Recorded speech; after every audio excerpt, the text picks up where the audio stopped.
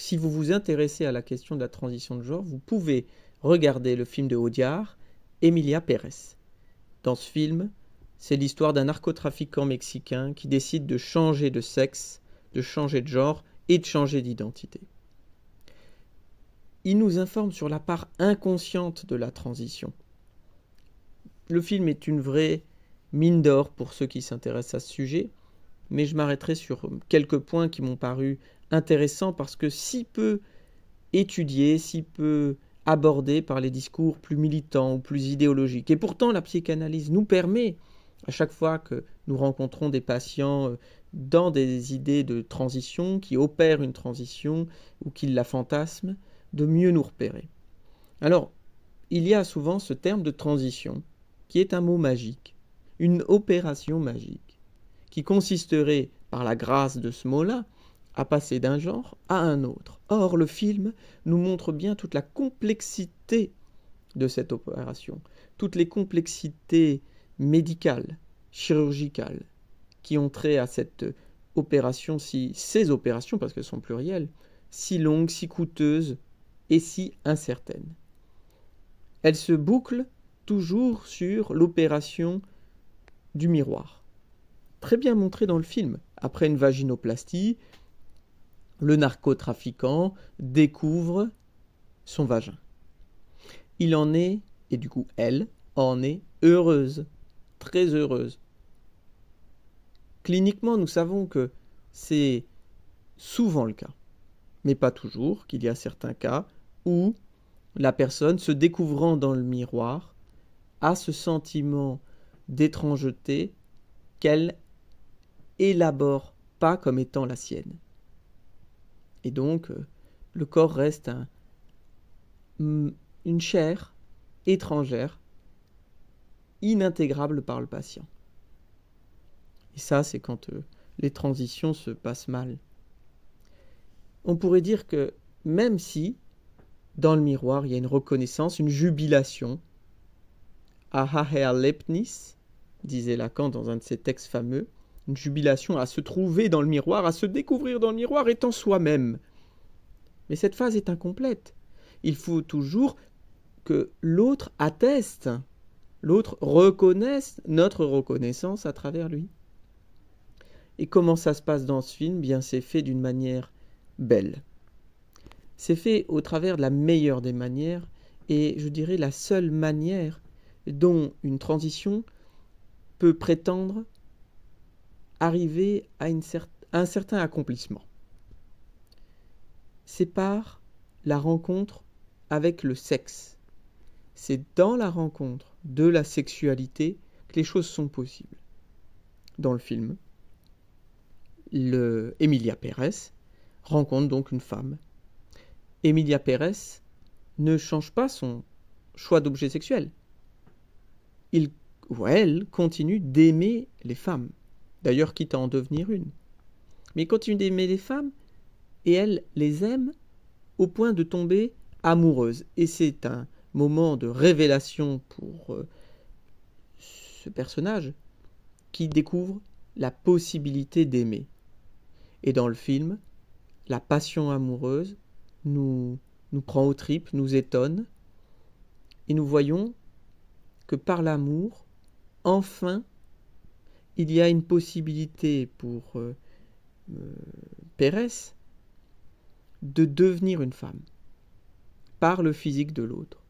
C'est donc par la rencontre sexuelle de l'autre que l'autre nous informe de notre sexualité, reconnaît la sexualité. Et c'est une création inouïe, pleine de rebondissements, de savoir comment l'autre vous informe de votre sexualité dans la rencontre sexuelle avec elle, surtout, et dans le cas là, c'est bien sûr présent dans le film, quand l'amour est au rendez-vous. Et l'amour, c'est donc à la fois la conjonction de ces deux symptômes, chacune dans ce film, qui permet, en quelque sorte, que l'altérité en soi devienne acceptable. Et donc, ça, c'est un moment de grâce qui est dans le film et très important parce que quand nous parlons des questions d'identité sexuelle et de transition, on parle très peu de la rencontre sexuelle de la personne qui a fait une transition.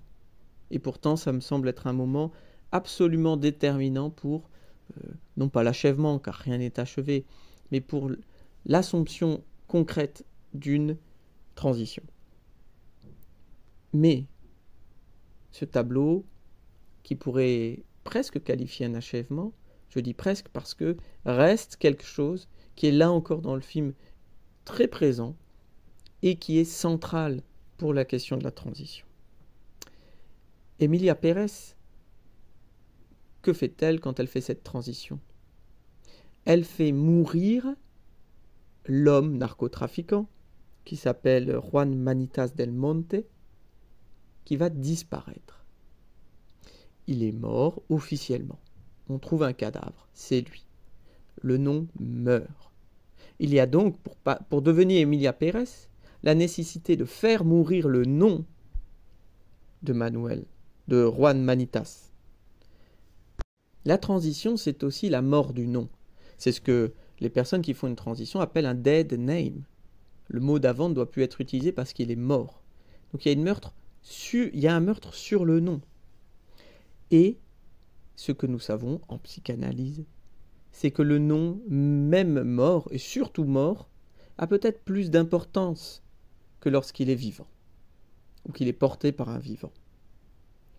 On s'expose donc au retour du refoulé. Dans la transition, aucune table rase n'est possible. Le monde d'avant, l'identité d'avant, est là, incrustée dans la nouvelle identité. Et elle se rappelle à lui, à la nouvelle personne. Il y a un retour. Parfois, dans le film, c'est montré sous la forme d'une brutalité. Dans la jeune femme, Emilia Pérez, ressurgit le narcotrafiquant, d'où son nom, Juan Manitas del Monte.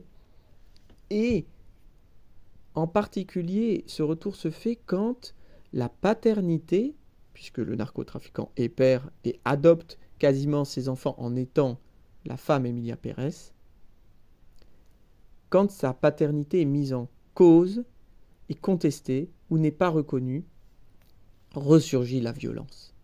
Ressurgit le père, qui est pas effacé, qui est refoulé. Et il revient. Et comme le film est assez subtil, il montre aussi que cet effacement n'est pas voulu total par Emilia Pérez. Même sa nouvelle vie devient le revers de l'ancienne, s'appuie sur l'ancienne.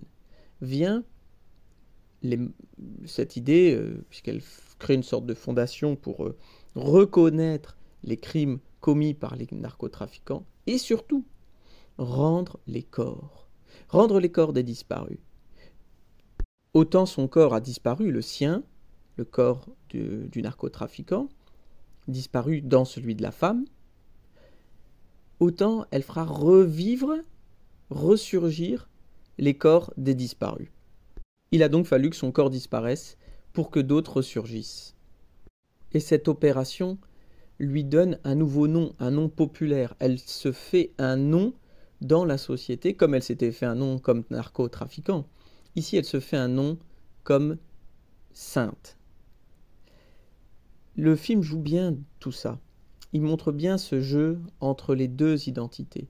Et il y a une belle chanson, un moment dans le film, parce que c'est aussi une comédie musicale, dans laquelle l'actrice qui joue Emilia Pérez, elle-même trans, chante une chanson où elle dit « mi, mi », à moitié-moitié. À moitié homme, à moitié femme, à moitié père, à moitié mère, à moitié gangster, à moitié sainte.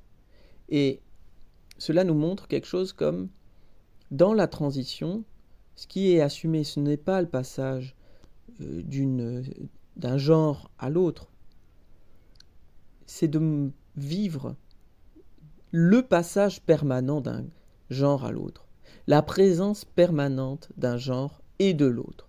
Ce qui est aussi vrai d'ailleurs pour les gens qui ne font pas de transition, mais pour ceux qui en font, c'est vécu avec une plus grande acuité. Donc ainsi on voit que les transitions, d'un point de vue analytique, se situent entre la question du miroir, du stade du miroir, de la sexualité bien sûr, comme révélateur, et sur la question de la nomination, de l'effacement du nom et de son retour. Voilà, je vous invite, pour ceux qui en ont envie, à voir ce film, parce qu'il est très beau. Voilà.